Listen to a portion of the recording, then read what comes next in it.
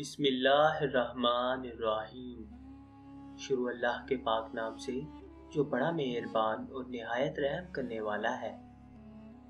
آقا کریم صلی اللہ علیہ وآلہ وسلم کے پیارے غلاموں، السلام علیکم۔ ایک دن نماز عصر کے بعد رسول خدا صلی اللہ علیہ وآلہ وسلم اصحاب کے ساتھ تشریف فرما تھے کہ ایک بوڑھا بوسیدہ کپڑے پہنے ہوئے کمزوری کی حالت میں وارد ہوا۔ اس کے آثار سے لگ رہا تھا کہ وہ بھوک کی حالت میں کافی طولانی راستے طے کر کے آیا ہے۔ اس نے عرض کی، میں ایک پریشان حال انسان ہوں، آپ مجھے بھوک، عریانی اور مشکلات سے نجات دلائیے۔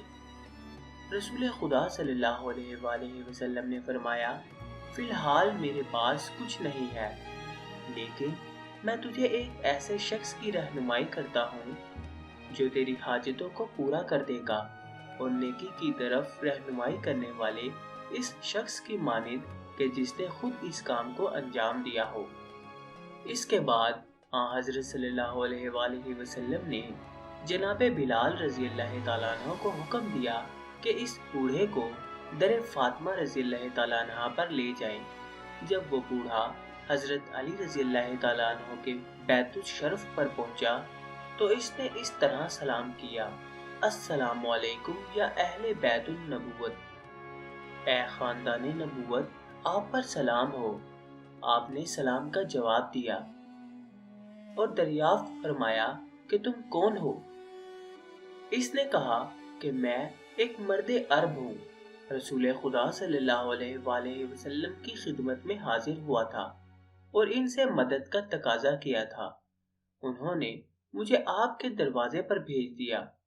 وہ تیسرا دن تھا جسے حضرت علی بھوک کی حالت میں گزار رہے تھے، اور رسول خدا صلی اللہ علیہ وآلہ وسلم بھی اس سے آگاہ تھے۔ بنت رسول صلی اللہ علیہ وآلہ وسلم نے جب کوئی چیز نہ پائی تو آپ رضی اللہ تعالیٰ عنہ نے گوسفند کی کھال جس پر حسن و حسین علیہ السلام سوتے تھے اس مرد عرب کو دے دی اور فرمایا، خداوند عالم تمہیں آسودگی عنایت فرمائے۔ بوڑھے نے کہا، اے بنت رسول صلی اللہ علیہ وآلہ وسلم، میں بھوک سے بے حال ہوں اور آپ مجھے گوسفندل کی کھال عطا کر رہی ہیں۔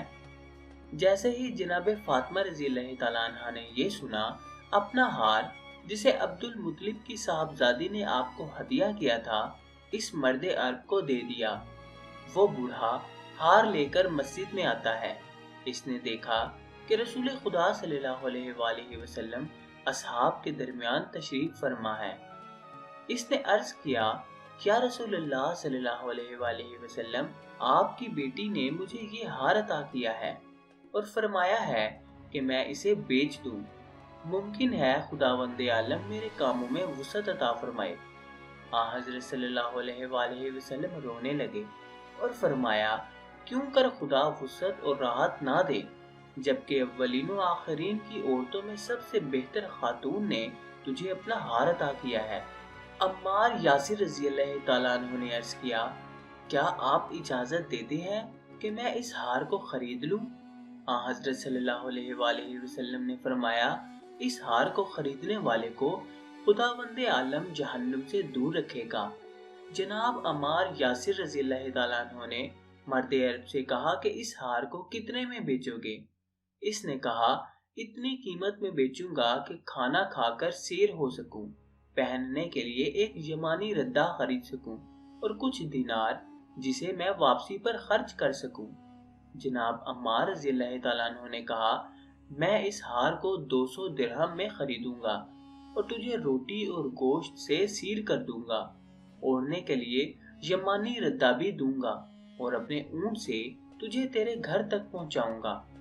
جناب عمار رضی اللہ تعالیٰ عنہ کے پاس جنگ خیبر کے مال غنیمت میں سے جو کچھ بچا تھا بوڑھے کو اپنے گھر لے گئے اور جو وعدہ کیا تھا وفا کر دیا۔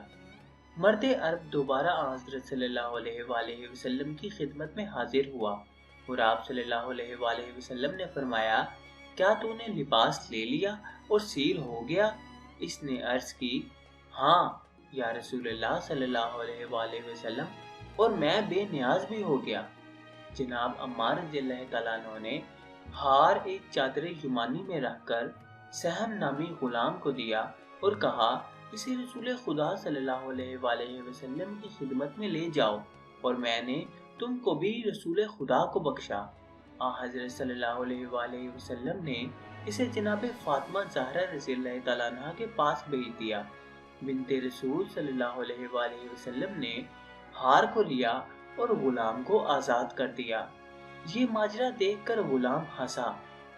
جناب فاطمہ رضی اللہ تعالیٰ عنہ نے اس کی ہنسی کا سبب دریافت فرمایا تو اس غلام نے کہا کہ میں اس ہار کی برکتوں پر ہنس رہا ہوں کہ اس نے ایک بھوکے کو سیر کر دیا، ایک فقیر کو بے نیاز بنا دیا، ایک برہنہ کو لباس عطا کیا، ایک غلام کو آزاد کرا دیا اور دوبارہ اپنے اصل مالک کے پاس واپس آ گیا۔ سامعین محترم، امید ہے کہ آپ کو آج کا یہ قصہ بھی پسند آیا ہوگا۔ ویڈیو پسند آئی تو ویڈیو کو اپنے حلقہ احباب میں دوستوں کے ساتھ لازمی شیئر کریں تاکہ ان کے نالج میں بھی اضافہ ہو سکے۔ اب آپ سے ملاقات ہوگی انشاءاللہ تعالیٰ اگلی نئی ویڈیو میں نئے قصے کے ساتھ۔ تب تک کے لیے اپنا خیال رکھیے گا۔ اللہ حافظ۔